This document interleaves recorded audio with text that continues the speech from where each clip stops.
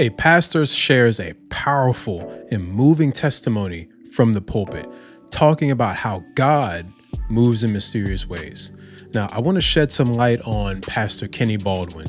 He gave a moving testimony from the pulpit, sharing how God's undeniable power and how he works in impossible situations that nobody can even explain. But before we get into this reaction, please make sure you hit the like for the algorithm, subscribe if you've enjoyed this faith-based content, and turn on your notifications, and also share this message with your family and friends. Let's get into the reaction. Mr. Baldwin, your heart is beating at 290 beats a minute. As a matter of fact, it's quivering. You're in an arrhythmia called VFib. If you stay there, you're going to die because your heart can't keep beating like this. Most people with VFib show up at the hospital dead. So we're going to shock your heart. And hopefully by shocking it, we'll get it back to the rhythm where it belongs. But there's a chance that we shock it and it stops. And he called me and his wife up to the front of the bed, said, tell everybody I love them. And I watched him put them pads on him and shock him. My brother's a big guy. He bounced off of the bed. I looked down and he flatlined. And I watched him commence CPR. The nurse grabbed me and his wife and rushed us out the room and shut the door. And they continued CPR. And I'm texting the people in the waiting room. I'm saying, pray. I'm texting my parents who went to bed at their hotel room, get up here to the hospital. I'm texting his children who are in college. His son is at the campus of Liberty University, running down the hallway late at night, pulling people out of the dorm, saying, pray for my dad. He's laying on a hospital bed in Delaware. And every minute or so, that nurse comes out of that room, the door opens, and I'm watching them pump. She says, we don't have a pulse. Ooh, that is a scary situation to be a part of. First off, I want to give a shout out to joy105.com for this particular original clip that they provided here.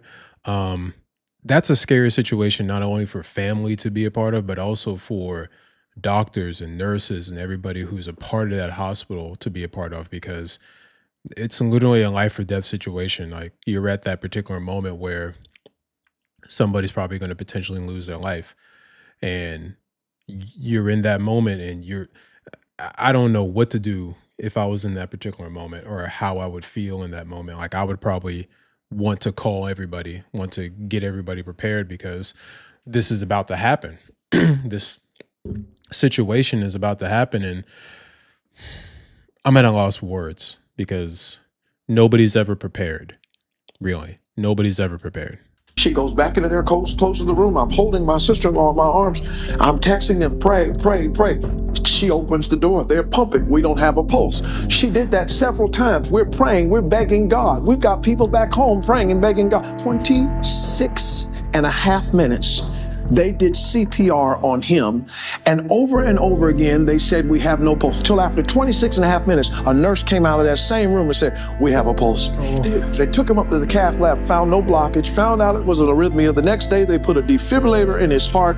I went back 2 weeks later, took him up there to the same area, met with the cardiologist, and that electrocardiologist said to us, there is no way to explain this by medicine. We have done the same thing we did for you, for others, and they died. Plain and simple. That's God. You died, and God brought you back to. Listen to me now. I wish somebody helped me preach on a Tuesday night. See, when your heart gets beating a way that it shouldn't, because of your life and the world and your trials and your difficulties, and carnality sneaks in, and your prayers aren't working, and your Bible reading's not clicking, and your soul winning has no life to it, and your Christianity seems stale and dull, and you think you can shout your way back into it, or go to the next conference, or get your Bible signed by somebody, or hear your favorite song, and nothing seems to work. What do I do when my heart ain't beating right? You make an appointment with the shepherd, and David said, he restores my soul. Ooh. I had to let that play out, because he was cooking. He was cooking. First off, shout out to him, and shout out to his brother for actually making it through that particular situation. This really does show how God moves in mysterious ways, how awesome God is for allowing him to work through the doctors, to work through the workers, to allow them to continue to work with them for 26 and a half minutes. They didn't stop. They didn't stop. I know a lot of people, I'm not trying to say a lot of hospitals are bad, but I know a lot of people that probably would have they probably would have called it during that particular moment. They would have called it. But God moved and gave them the discernment to continue going. They said, we're not going to stop. This reminds me of a situation that happened to my father, where my dad back in 2010 was working in a construction site, and he suffered an illness to the point that they said that the doctor said that he was poisoned. I'm not too sure if it was a spider bite or some type of insect bite, but he was bitten and it spread everywhere and he was poisoned.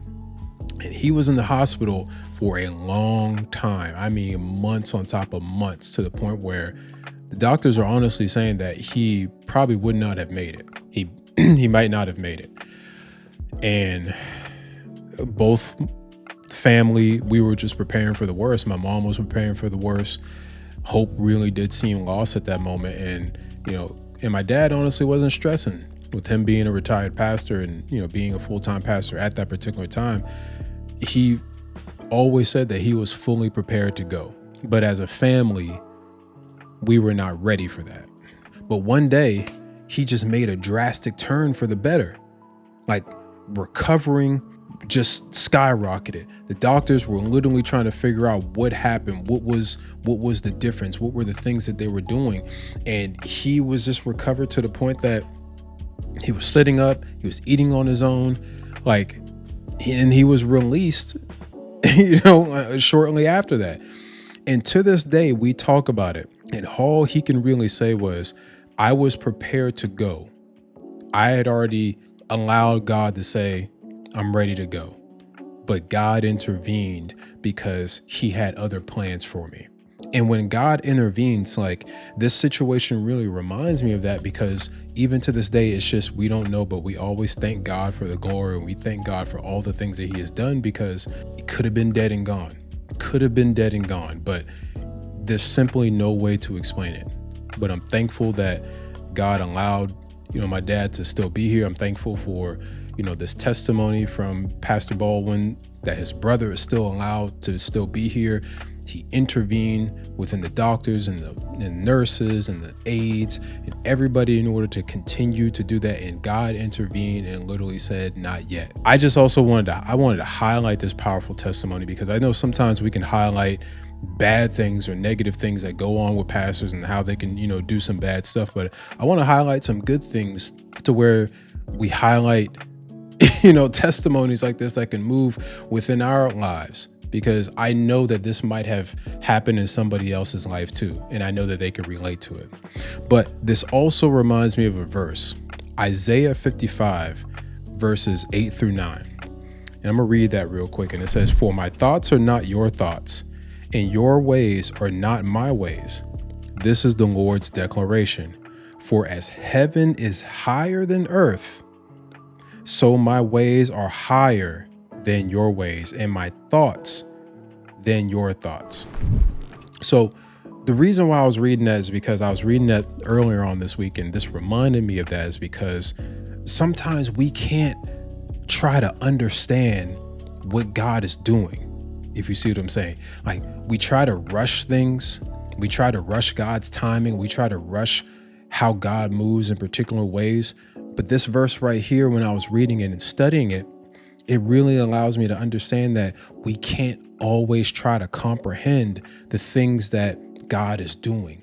We just have to allow God to do, right? We have to allow God to move. And then when he moves, just allow him to work. So I'm super thankful for how God has worked for me.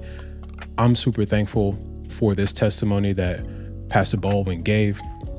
And I just wanted to know, if you had somebody or something happen like that to you, or if something like that has happened in your life, maybe we could talk about it. Share it in the comment section down below. But I'm glad we can highlight this. I hope you enjoyed this reaction. Please make sure you like the video, subscribe if you enjoy this particular reaction content, and share this with your family and friends if this also blessed your heart too. Be blessed.